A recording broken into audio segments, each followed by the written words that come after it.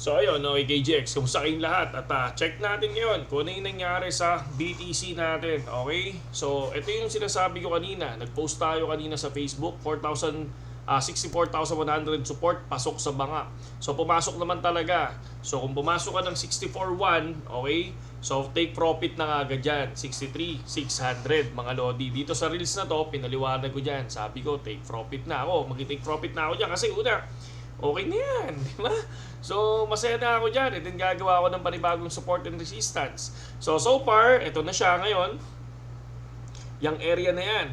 So, kung titignan naman natin, kapag dito, pumasok na naman siya dito sa area na to, 63. 63,100, automatic.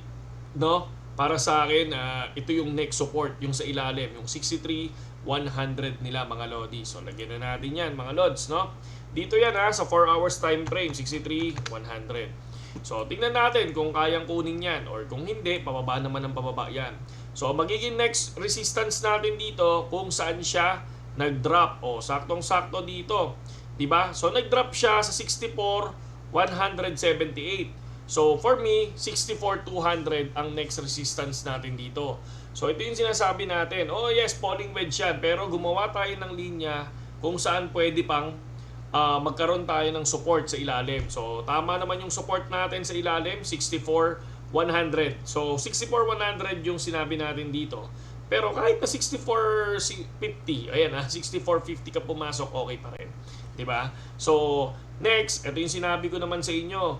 Ikaw yung bahala kung susundin nyo tong 65,100. Diba? So, kung sinunod nyo nga yan, and ang ganda ng profit nyo. Pero syempre, ano yan, tawag dito, risk yan sa akin, 'di ba? Sabi ko nga sa inyo, hindi ko na siya ginawang support. Pero nakita naman natin kahapon yung rejection diyan, kaya sinabi ko pa rin hindi ko binago yung mismong linya na yan. Kayo nang bahala kung susunod kayo. And then dito din sa 66,550, kasi ang sinabi ko kahapon, ang pinaka resistance ko 67,100 and 64,100 or 64,050. Okay? So ayan siya. So ngayon, ang ating support ay nasa 63,100. So, masyadong malayo yan. Kung itong gagawin mong resistance is 65,100, tsaka si 63,100, wala. Masyadong malayo yan. Kaya ako, chill lang.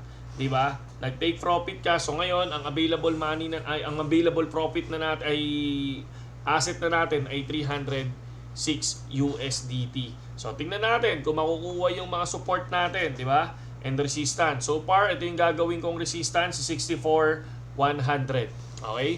64,100 or 64,150. So, ayan yung gagawin kong resistance. Hihintayin ko makuha yan kung makuha. Pero pag hindi nakuha, dito 63,100. Sa 63,100, dahil sa sobrang lalim na yan, no, possible, baka magkaroon ng rejection. Kung magkaroon ng rejection, maglo-long position ako.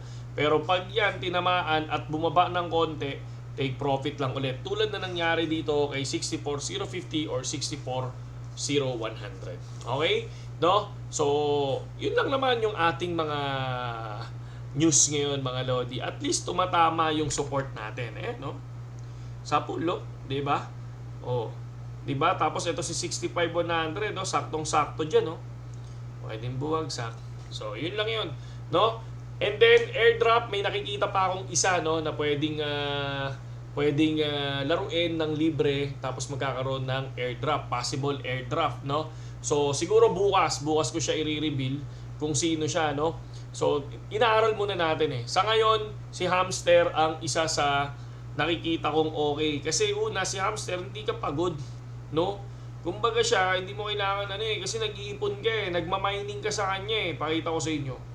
Mining ka sa kanya Pero yung iba kasi, kailangan mong lumaban, mag-versus. Hindi na tayo ganoon kasi masyado na tayong pagod. Hindi natin kailangan mag-versus. So far, ito pa lang ako Yung kinukuha ko pa lang yung 1M, mga lodi. Ayan Thank you. Yan. Ito pa lang. So magle-level 4 pa lang siya. Pero kahit nahuli na, walang problema. 'Di ba? Kasi walang hassle Hindi ka naman ma-hassle dito So, ang gagawin mo nga lang, syempre, dapat mahilig ka mag-invite, okay? So, para at least, wala namang masama mag-invite dito kasi Una, libre. Wala ka namang ilalabas na pera diyan. Okay? So, yun lang sa ngayon, KGX. At kung gusto niyo pasukin yung Hamster, may link tayo diyan. Kung gusto niyo sumabay sa akin sa BitGet, si Hamster, pwede mo gamitin yung BitGet wallet. Okay? So, kaya mas okay kung i-download mo yung link natin sa BitGet, tapos i-download mo rin yung link natin kay Hamster. Okay? Saludo sa lahat, KGX. Magandang gabi sa inyo lahat.